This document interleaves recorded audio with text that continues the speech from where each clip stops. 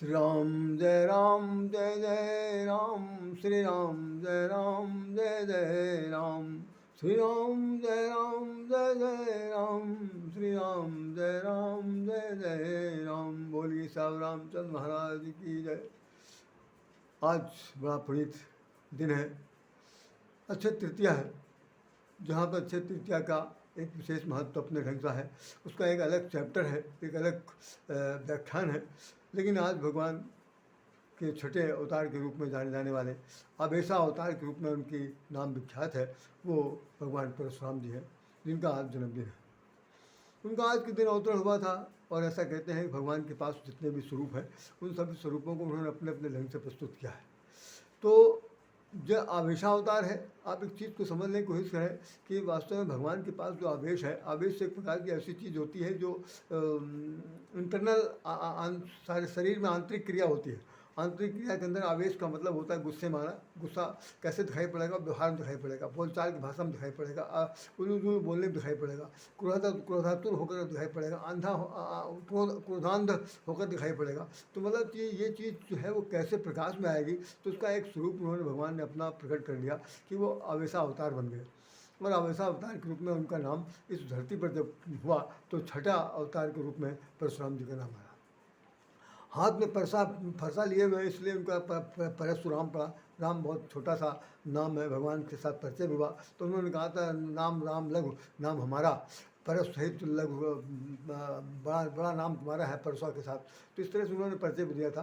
तो मैं आज आपको सिर्फ एक बात बताना चाहता हूँ, क्योंकि रामचरितमानस चरित्र का एक भंडार है। इसके अंदर जितने भी पात्र हैं राम से जुड़े हुए, ये नायक के पक्ष से या खलनायक के पक्ष से, सबके चरित्रों का वर्णन करने का मानस ही ये है। इसलिए इसके अंदर सभी के जितने पात्र भगवान से जुड़े हुए उन सबका वर्णन किया जा सकता। तो एक चरित्र परशुराम जी का भी आता है। परशुराम जी की तमाम सारे आपने अपने बचपन में या लोगों से सुनी होंगी, कहीं होंगी, खुद भी पढ़ा होगा कि बड़ी जिस वक्त उनका संवाद होता है लक्ष्मण जी से परशुराम जी का, तो बड़ी लोगों को उस दिन नाटक देखने वालों की, रामलीला देखने वालों की संख्या बढ़ जाती है। किसी भी हाल वाल में देख ले तो उसमें देखो तो वो परशुराम जी बहुत क्रोध में आवेश में आकर के वो बहुत ही उचक फान करते हैं, और लक्ष्मण जी उनको बहुत बार आवेशित करते हैं और आवेश में बहुत कुछ कह जाते हैं। तो मैं एक बात जो मुख्य रूप से कहना चाहता हूँ, जो हमारे आपके लिए बड़ा अनुकरणातीत है, कि चरित्र वो होना चाहिए जो सबके लिए अनुकरणीय हो और सबके लिए समाधान में उसकी उपयोगिता हो। जब कभी कोई उदाहरण देना पड़े तो ये कहा जा सके भाई उनको देख लीजिए, भाई भगवान राम को देख लीजिए, भगवान श्री कृष्ण को देख लीजिए, फलाने ढमाको को देख लीजिए, भगवान शंकर को देख लीजिए, ये जितने भी लोग हैं उन सबके चरित्र को देख लीजिए। तो परशुराम जी का चरित्र क्या है?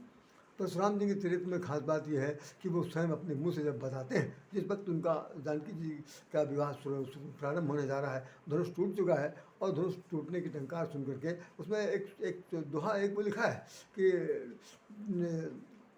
जैसे टूटत ही धनुष भयो विवाहु, सकल भुवन भा रहा उछाऊ। सकल भुवन मैंने 14 भुवन में वो आवाज़ गई टंकार।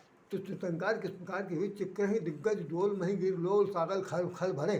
कि चिक्करही दिग्गज, चारों दिशाओं के जो हाथी थे वो सब चिल्लाने लगे, हाला ढोला आ गया, बड़ा भयंकर स्थिति पैदा हो गई। मतलब आप समझिए कि राम सीता का जो विवाह हुआ वो कोई ये छोटा मोटा विवाह नहीं है, ये बहुत ही विश्वस्तरीय विवाह था। क्योंकि देश देश के भूपत नाना, अरे एक दो दिन के आया कोई, केवल मिथिला में आने वाले लोग 1 2 4 10 20 तो थे नहीं। उसको लिखा कि हम तो देश देश के भूपत नाना आए सुन सो प्रण ठाना।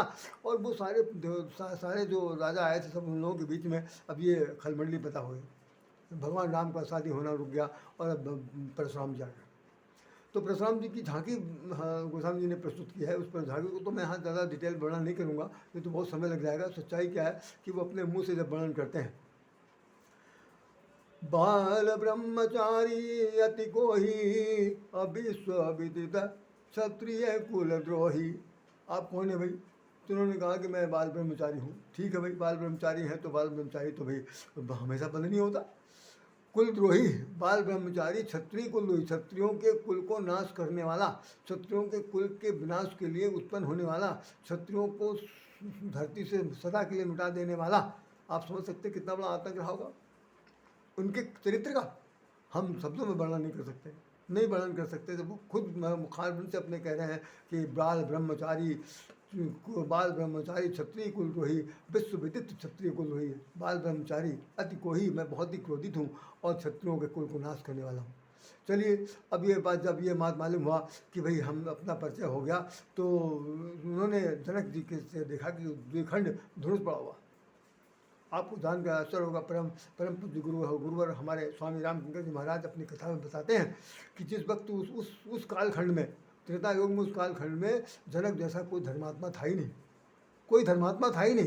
एक ही व्यक्ति थे जो जनक कहलाते थे, कि जो विदेह कहलाते थे, कि शरीर के होते हुए जिसको शरीर की कोई चिंता न हो वो विदेह हो जाता है। और उनकी बेटी वैदेही की शादी हो रही। तो उन्होंने परशुराम जी ने आते ही सबसे पहले जानते क्या कहा, आपने पढ़ा होगा, हम तो बहुत संक्षेप में बोलने जा रहे हैं। उसमें उन्होंने कहा, बेग दिखाओ मूढ़ न तो आजू, बेग दिखाओ मूढ़ न तो आजू, और पलटहूँ जहाँ लगी तो रे समाजू। ए मुस्कुरात जनक, जल्दी मुझे दिखा कि किसने धनुष को तोड़ा, नहीं तो तेरा राज समाज जहाँ तक फैला पड़ा सब उलट पलट धर दूंगा और तहस नहस कर दूंगा और सब कुछ मिट्टी मिला के धर दूंगा। अब बताइए जरा, शादी का माहौल, और उधर राजा लोग जो पहले से लड़ रहे थे, जो लोग नहीं तोड़ पाए थे, सोच रहे थे कि अभी पकड़ में रामचंद्र जी पकड़ में आ जाएंगे तो उनसे दो हाथ हो जाएगा, वो तो सब धरा रह गया। अब जब इनकी तरफ से हुआ तो जितने भी राजा थे तो हाथ जोड़ जोड़ के अपने बाप का नाम ले रहे हैं कि मेरा बाप का नाम ये, मेरे पिता का नाम ये, मुझे क्षमा कर दिए, मुझे क्षमा कर दिए। और फिर इस बात बाकायदा फिर परशुराम जी के साथ लक्ष्मण का संवाद हुआ। लक्ष्मण के संवाद में वो कहते हैं कि रेनब बालक काल बस धनवी तुम्हें संहार, ये कहते हैं कि तुम बालक हो, काल के गाल में समाने जा रहे हो, और तुम्हारे तुमको बोलक तो है संहार, धनुष सम त्रिपुरार सम, सकल विदित संसार, सारा संसार जानता है कि धनुष शंकर भगवान का है, और शंकर भगवान के धनुष को तोड़ने वाला जो है वो हमारा शत्रु है, कठोर शत्रु हो सकता है, हम उससे युद्ध करेंगे। तो बड़ी समस्या हो गई कि यहाँ पर ना तो समुधन बंधन हारा हुई है, को एक दास तुम्हारा।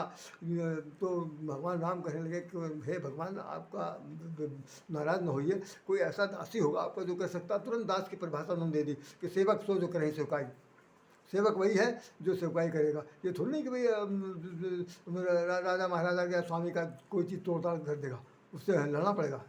तो भाई भगवान के छोटे भाई लक्ष्मण जी जो को रहा नहीं गया, अब वो जब तमतमाए, उन्होंने भाई शेषा अवतार है, वो खुद भी आवेश के अवतार है, वो उन्होंने भी खूब जम करके एक दूसरे के बीच में संघर्ष किया, एक दूसरे को जबान लड़ाई, और बार बार यही कहते रहे।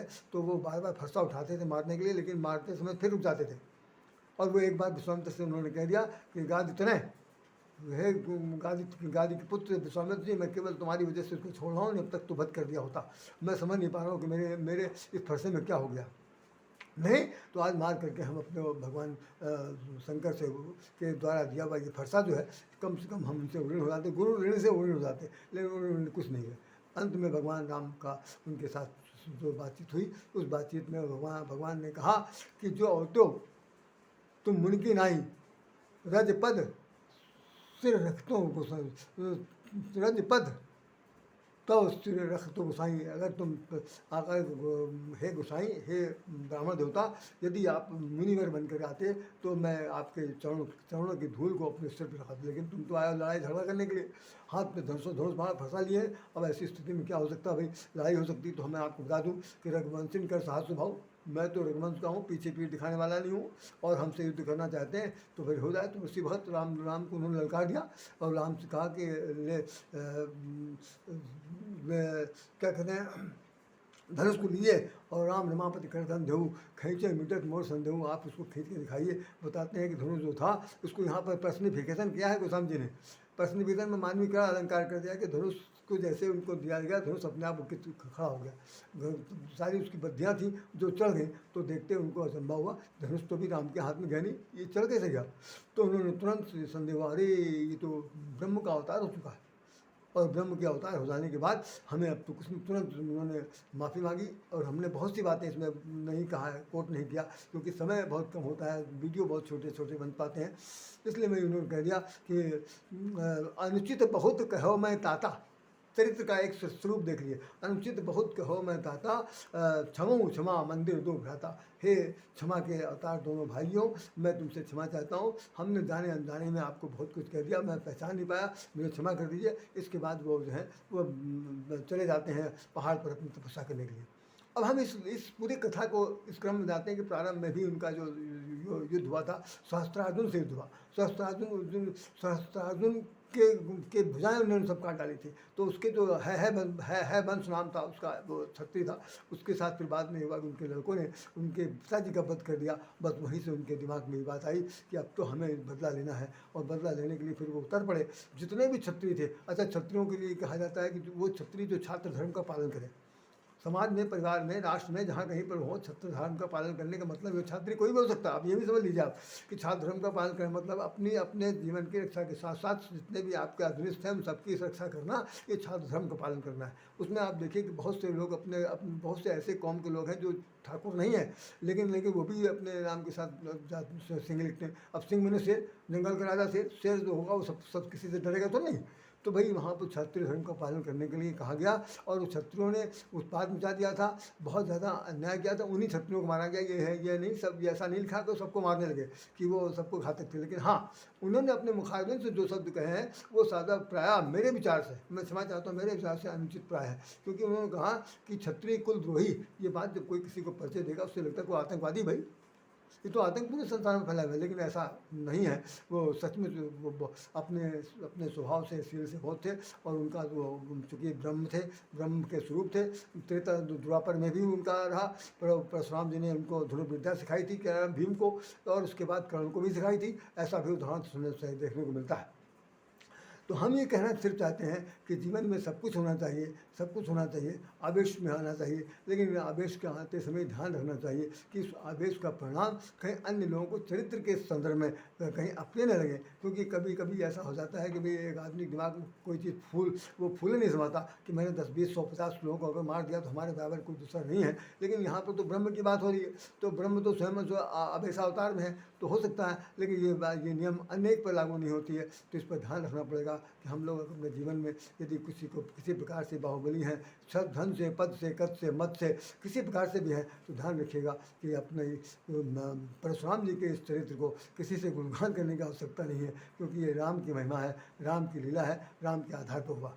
और बस इसी के साथ मैं ये सब कहना चाहता हूँ कि एक इनको खासतौर से ब्राह्मण जितने भी लोग, ब्राह्मण वर्ग के वंश के जो लोग हैं, इनकी पूजा पाठ ज़्यादातर करते हैं, इनका मनाया जाता है। एक हमारे मित्र हैं, उन्होंने इनके नाम पर, परशुराम के नाम पर एक किताब भी लिखी है। हमने उसका भी वो क्या कहना चाहिए समीक्षा की थी। लेकिन हम इस संदर्भ में सिर्फ इतने बताना चाहते हैं कि परशुराम जी को आप लोग हृदय से नमस्कार कीजिए, लेकिन उनके जैसा बनने की ज़रूरत नहीं। हाँ, लेकिन कभी एक ऐसा अवसर आएगा, ऐसा होता है धरती पर अगर तांडव होगा, धरती पर अत्याचार, दुराचार, पापाचार इतना बढ़ जाएगा, तो उस वक्त कोई ना कोई परशुराम निश्चित रूप से आएगा।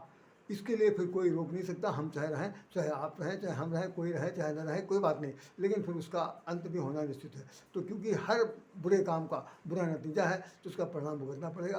परशुराम जी ने देश की, धरती की रक्षा के लिए, अत्याचारियों को मारने के लिए उन्होंने बीड़ा उठाई थी, और वो कदम उठाकर उन्होंने संकल्प कर दिया। इन्हीं शब्दों के साथ राधे श्याम राधे आप सब लोगों को हृदय से नमस्कार करता है, और प्रार्थना करता है कि भाई परशुराम जी को भी उसी प्रकार से नमस्कार कीजिए जैसे राम को नमस्कार किया जाता है। बाकी इस पर डिटेल देने के लिए फिर कभी हम चर्चा करेंगे, जब पूरा बखान करेंगे। कम से कम आधा 1 घंटे का वीडियो होना चाहिए जिसमें चर्चा होनी चाहिए। मेरी तरफ से कोई अप्रिय शब्द हो गया हो तो सभी व्यक्तियों, सभी मेरे प्रिय साथियों, मेरे स्नेही बंधुओं, सबसे नमस्कार करते हुए क्षमा चाहते हैं।